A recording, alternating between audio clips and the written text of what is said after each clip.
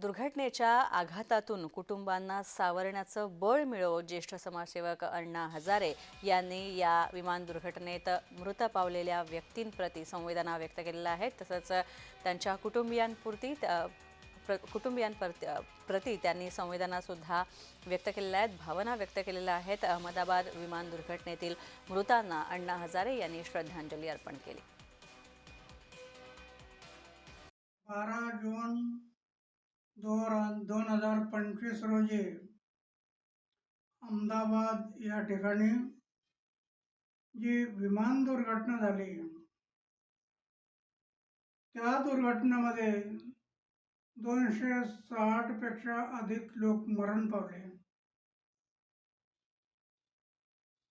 त्या मृत व्यक्तींच्या आत्म्याला चिरशांती लाभावी अशी मी ईश्वराजवळ प्रार्थना करतो आणि त्यांच्या कुटुंबांना